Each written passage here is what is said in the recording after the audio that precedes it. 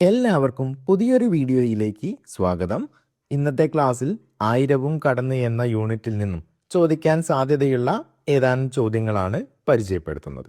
അപ്പോൾ നമ്മുടെ ഇതുവരെയുള്ള വീഡിയോകൾ നിങ്ങൾക്ക് ഉപകാരപ്രദമാണെന്ന് തോന്നുന്നുണ്ടെങ്കിൽ നമ്മുടെ വീഡിയോകളൊക്കെ ലൈക്ക് ചെയ്യണം, മറന്നു പോകരുത്. ഓക്കെ, ചോദ്യങ്ങളിലേക്ക് കടക്കാം. ഒന്നാമത്തെ ചോദ്യം, 1842 എന്ന സംഖ്യയെ സൂചിപ്പിക്കുന്ന ശരിയായ പ്രസ്താവനകൾ ഏത്? ഒരു സംഖ്യ ഇവിടെ നൽകിയിട്ടുണ്ട്, 1842. അതുമായി ബന്ധപ്പെട്ട പ്രസ്താവനകൾ താഴെ നൽകിയതിൽ ഏതൊക്കെയാണ് ശരി എന്നാണ് നമ്മൾ കണ്ടെത്തേണ്ടത്. ഒന്നാമത്തേത് പരിശോധിക്കാം. 1000ന്റെ സ്ഥാനത്തെ അക്കത്തിൻ്റെ ഇരട്ടിയാണ് ഒറ്റയുടെ സ്ഥാനത്ത്. 1000ന്റെ സ്ഥാനത്ത് ഏതാണ്? 1 ആണുള്ളത്. അതിൻ്റെ ഇരട്ടിയാണ് ഒറ്റയുടെ സ്ഥാനത്ത്. ഒറ്റയുടെ സ്ഥാനത്ത് ഏതാണുള്ളത്? 2 ആണ്. അത് ശരിയായ പ്രസ്താവനയല്ലേ? 1000ന്റെ സ്ഥാനത്തുള്ള 1ന്റെ ഇരട്ടിയാണല്ലോ ഒറ്റയുടെ സ്ഥാനത്തുള്ള 2. അത് ശരിയാണ്.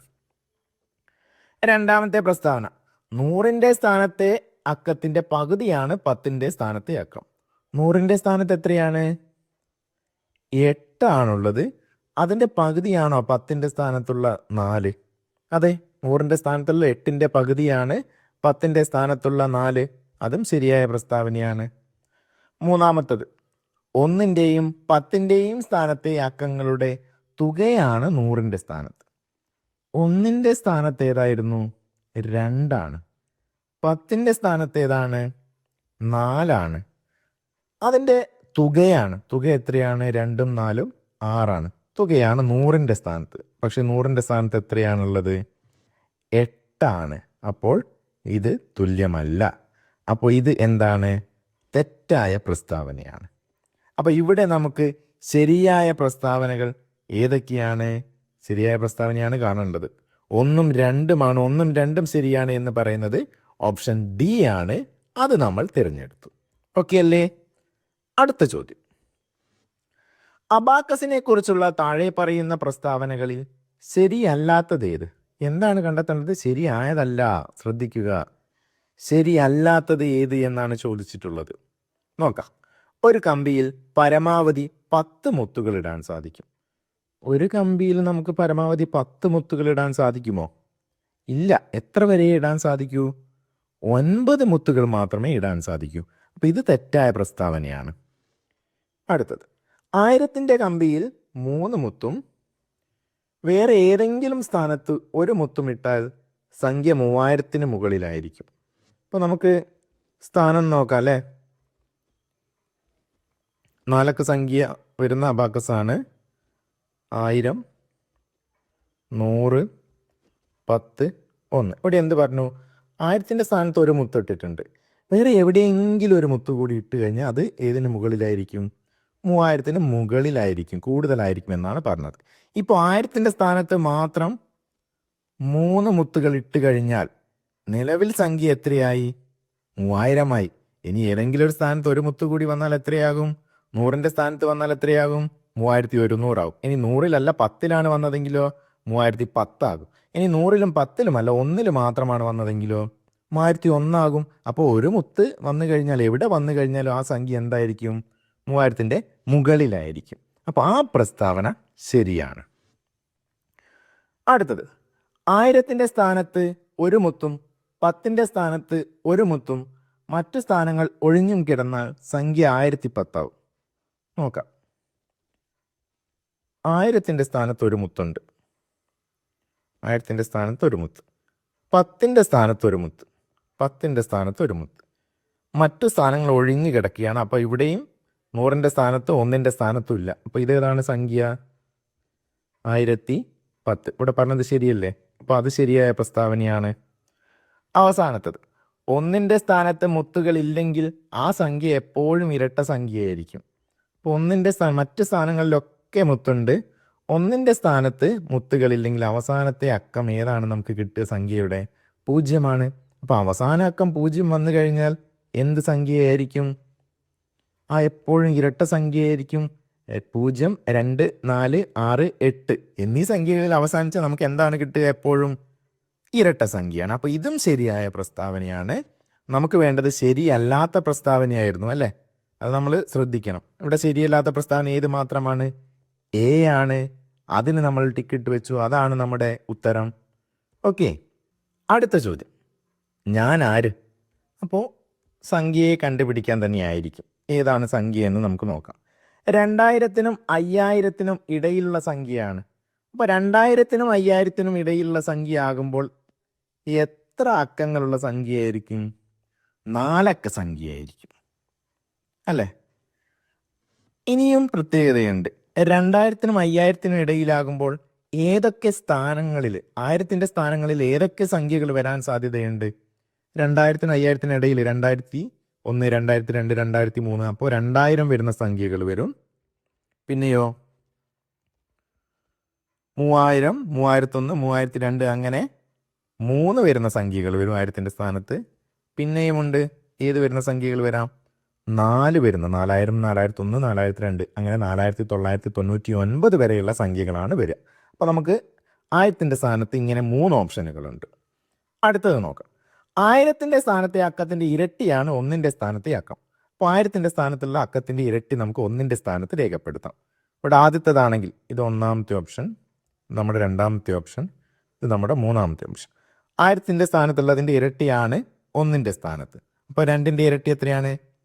ഇവിടെ 4 വരും. ഇനി 2-ാമത്തെ ഓപ്ഷനിലാണെങ്കിലോ 3-ന്റെ ഇരട്ടി 6 വരും. ഇനി 3-ാമത്തെ ഓപ്ഷനാണെങ്കിലോ 4-ന്റെ ഇരട്ടി 8 വരും. ഓക്കെ, 1000-ന്റെ സ്ഥാനത്തെ അക്കത്തിൻ്റെ പകുതിയാണ് 10-ന്റെ സ്ഥാനത്തെ അക്കം.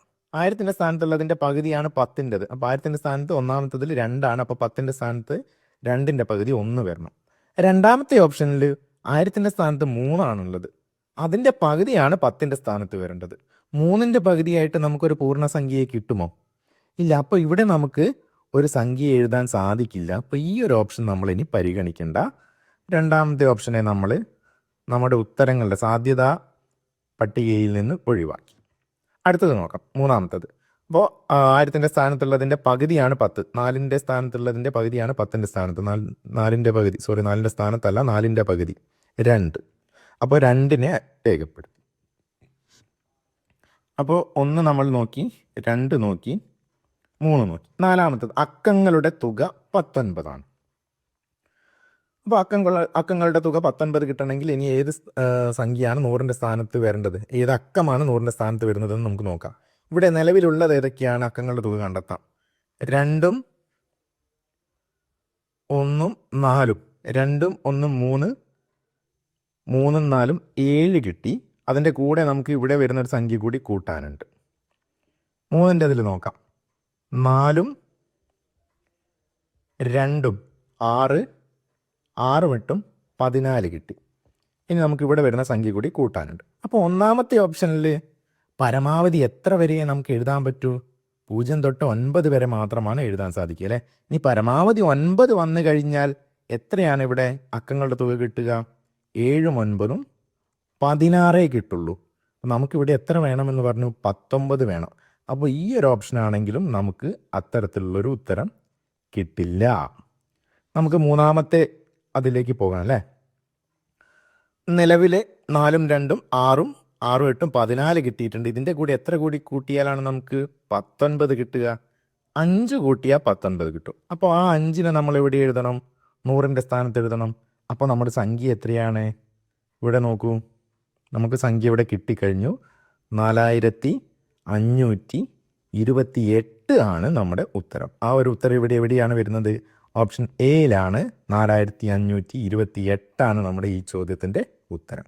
ഓക്കെ അല്ലേ? അപ്പോൾ നമ്മൾ ഓരോ പ്രസ്താവനയും കൃത്യമായിട്ട് ഫോളോ ചെയ്ത് വന്നതാണ്. എന്നിട്ടാണ് നമ്മൾ ഉത്തരത്തിലേക്ക് എത്തിയത്. അപ്പോൾ ഈ രീതിയിൽ തന്നെ ശ്രദ്ധിച്ച് ചെയ്യുക. അടുത്ത ചോദ്യം, 4-ാമത്തെ ചോദ്യം. താഴെ പറയുന്ന പ്രസ്താവനകളിൽ ശരിയായത് ഏത്? 1234, 2345, 3456 എന്ന ക്രമത്തിലെ അടുത്ത സംഖ്യ 4567 ആണ്. ഇത് പാറ്റേൺ ആണല്ലേ? പാറ്റേണുകൾ നമ്മൾ പഠിച്ചിട്ടുണ്ട്. എത്രയാണ് ഇവിടെ വ്യത്യാസമായിട്ട് വരുന്നത് എന്ന് നമ്മൾ നോക്കണം. 1234 നിന്ന് 2345, 1000-ന്റെ സ്ഥാനത്ത് ഒന്നുകൂടി അല്ലേ? 100-ന്റെ സ്ഥാനത്തും ഒന്നുകൂടി മാറ്റി എഴുതാം. 1000-ന്റെ സ്ഥാനത്ത് ഒന്നുകൂടി, 100-ന്റെ സ്ഥാനത്ത് ഒന്നുകൂടി, 10-ന്റെ സ്ഥാനത്ത് ഒന്നുകൂടി, 1കളുടെ സ്ഥാനത്ത് ഒന്നുകൂടി. 1111 ഇവിടെയും കൂടുന്നത് അത്ര തന്നെയാണ്, ഇവിടെയും കൂടുന്നത് 1711. അപ്പോൾ അടുത്ത സ്ഥാനത്തേക്ക് നമ്മൾ എത്ര കൂട്ടണം? 1711 കൂട്ടണം. അപ്പോൾ 3456 കൂടെ ഓരോ സ്ഥാനത്ത് 1 വീതം, അതായത് 1111 കൂട്ടിക്കഴിഞ്ഞാൽ നമുക്ക് എത്ര കിട്ടും? 4567. അത് ശരിയായ പ്രസ്താവനയാണ്.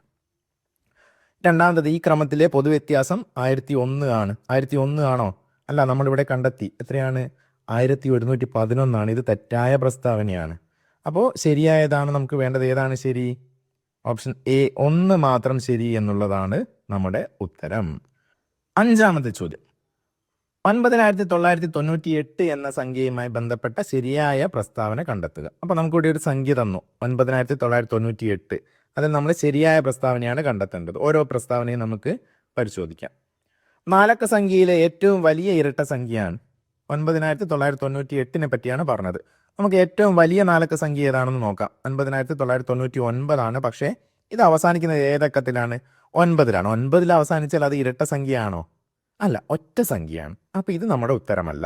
അപ്പോൾ ഇതിൻ്റെ തൊട്ട് താഴെയുള്ള സംഖ്യ എടുക്കുകയാണ്. അതിനേക്കാൾ തൊട്ട് ചെറിയ സംഖ്യ എടുത്തു, 9998. ഒന്നുകളുടെ സ്ഥാനത്ത് 8 ആണ്. അപ്പോൾ ഇരട്ട സംഖ്യയാണ്.